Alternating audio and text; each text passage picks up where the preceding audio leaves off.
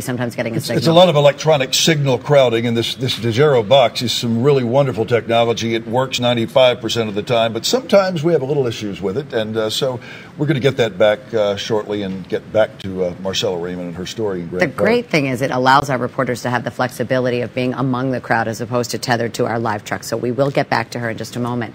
Earlier today, several protest groups held a news conference accusing the Chicago Police Department of brutality and excessive force. That was during several clashes yesterday. Yeah, Nancy Liu live now again in Grant Park with more on this story. Hi, Nancy. Hey, Steve and Dina. Today's massive rally here at Grant Park is a permitted event, but it's the pop-up demonstrations that are proving problematic for protesters and police.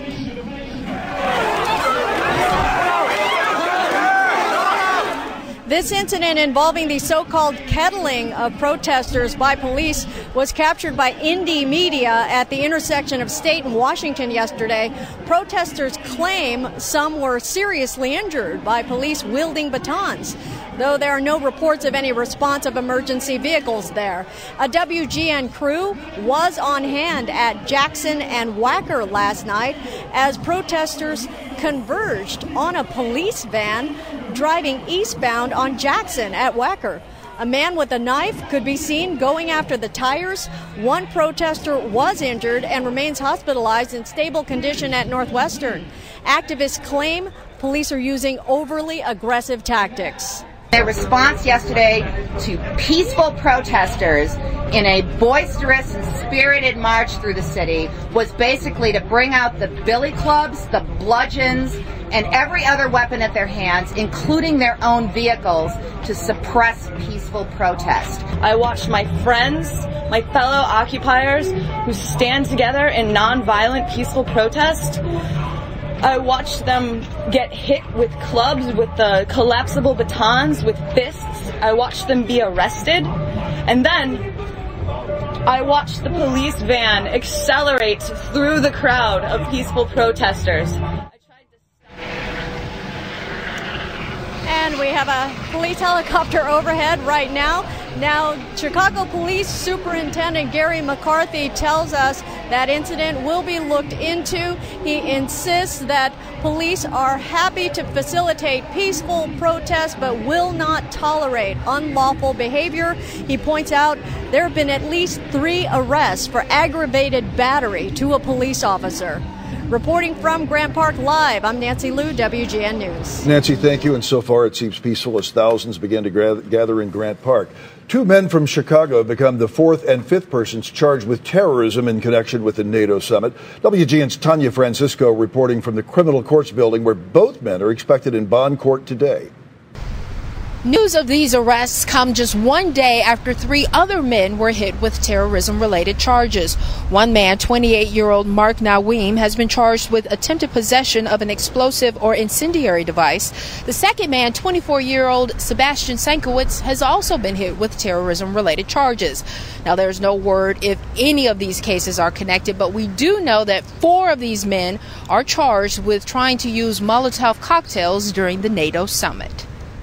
24-year-old Sebastian Sankowitz was arrested Thursday afternoon after a raid on the home where he was staying in the 3600 block of Odell Avenue. Police say he had been planning and or conspiring with more than 2 other individuals to build explosives, including Molotov cocktails that were to be used during the NATO summit. I said that I believe that the kid has an alcohol problem. I firmly believe that.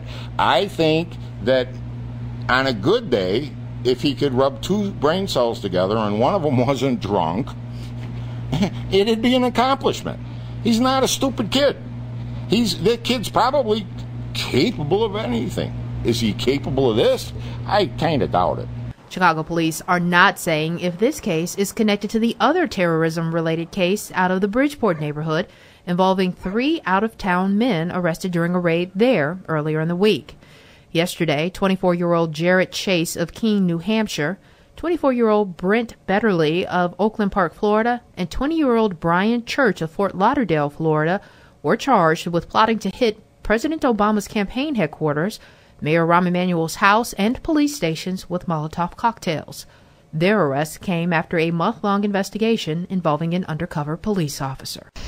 The man who owns the home where Sankiewicz was staying and was arrested at says that he had only been staying there for a few months and that he was only being kind to him because he's best friends with Sankiewicz's stepfather, and Sankiewicz's stepfather and mother had just recently moved to Florida.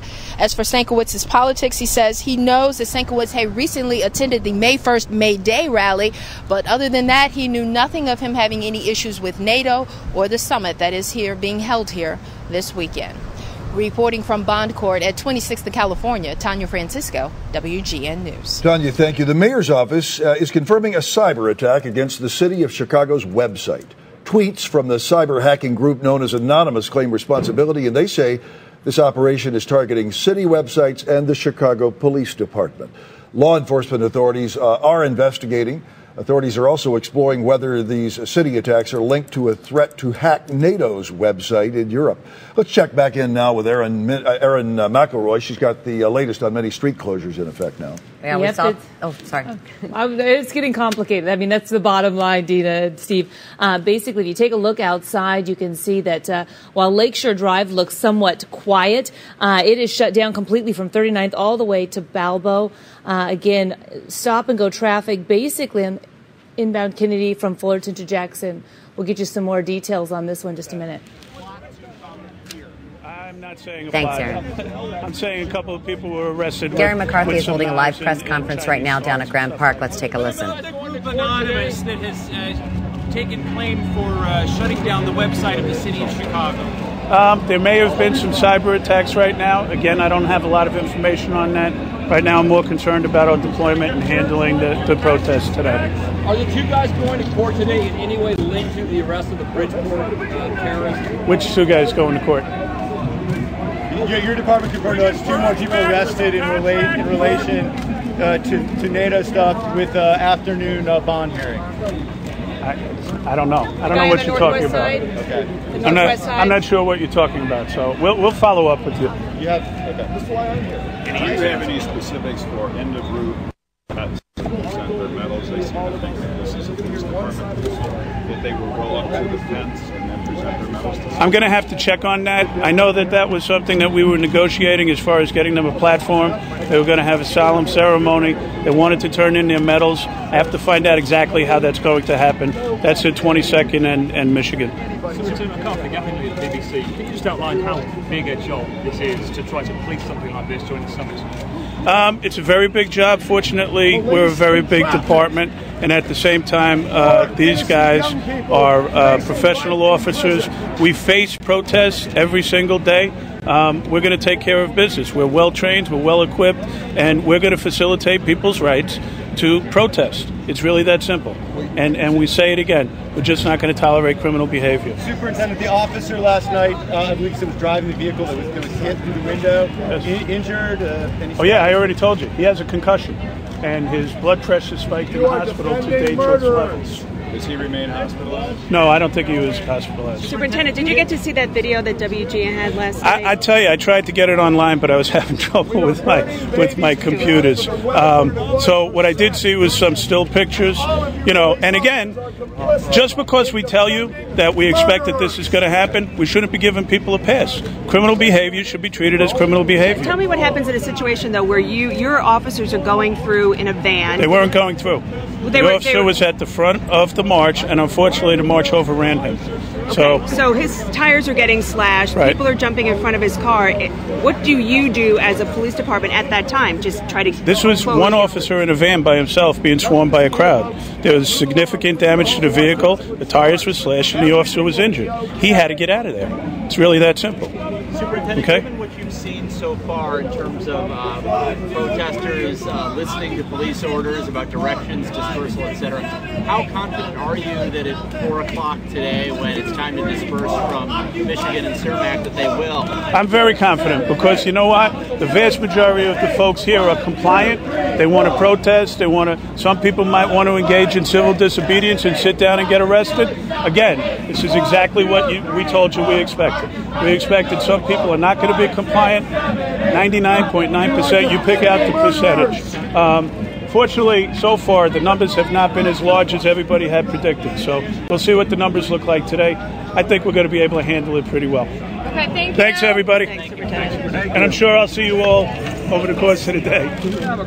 You are defending busy day for Chicago's top cop. Right, of course, saying that the police department is going to support free speech, but at the same time, they are going to arrest people who display any kind of criminal behavior. You saw Marcella Raymond down there asking some questions of Police Superintendent Gary McCarthy. Also there, we missed the beginning of that press conference, so we want to check back in with Frank at Grant Park. And Frank, you can tell us a little bit more about what the superintendent said at the top of his press conference. We just heard the superintendent a little bit earlier. I was over there for a minute just talking about the need to keep order, that police are not here to stop people from protesting, but they are here to keep order in the city. And that means that they're not going to stand for any illegal activity that's being masked as protests. And he's made that very clear. Then after that, I kind of had to step back over here to the protest where we've seen some very passionate speaking going on the stage behind me. But this whole rally is really about this. These are medals given to soldiers who have fought in the global war on terror. They say they want to give these medals back to NATO leaders as a sign and a show of their anger. Mama, can't you see? Mama, can't you see? What the NATO's done to me. What the NATO's done to me. They have all seen war. Now they want to see peace. These veterans are marching in formation, wearing their uniforms and medals honoring their service. But this Veterans Parade is about protest, not pomp and circumstance. We lost brothers. We sacrificed our, by leaving our families behind, and we struggled through these hard times. What do you think you got back in return? Just nothing. Company, attention! Huh! These Iraq and Afghanistan veterans say they no longer believe in the missions they were deployed to. The leaders who sent them, or that these medals are an honor. I say, and we say, we don't want your medals. We want to give them back. Because these are a dishonor to hold. It is a rejection of the so-called war on terror, a war on terror that has actually led to many, many more deaths. Dozens of these veterans say the price of the two wars in the Middle East has been too high, and the reasons were a lie. They believe U.S. and NATO leaders put the mission over the soldiers. Now they want to return the medals. Our military is at a crisis point. Service members are suffering from military sexual trauma, post-traumatic stress disorder, traumatic brain injuries, and they're not getting the care and treatment that they need and deserve. It's a sign they reject what they were told and even what they fought for. They reject that soldiers and civilians lost their lives for some kind of greater good. You can't fight terror with violence. Violence begets violence. So the idea that you can fight a global war on terror is just it's an oxymoron. We have not accomplished anything, so what are these awarded for? And back out here live, the speeches are already underway. We're hearing some very passionate talk about the need for citizens, regular people like you and I, to speak up and take a stand against NATO and wars in foreign countries. And now, after these speeches at about 2 o'clock, we're going to see a few dozen veterans in their military uniforms march towards McCormick Place.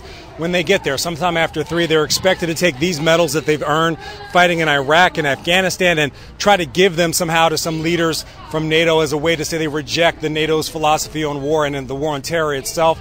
However, I spoke to Andy Thayer. He told me that when he met with NATO leaders, they said they would not send a representative out to meet these veterans. Here at Grant Park, Frank Holland, WGN News. Thank you, Frank. Although we did hear Police Superintendent Gary McCarthy saying they were going to set up some kind of stage to give the veterans at least a place to hold the ceremony that they wanted to give back those medals. And that should be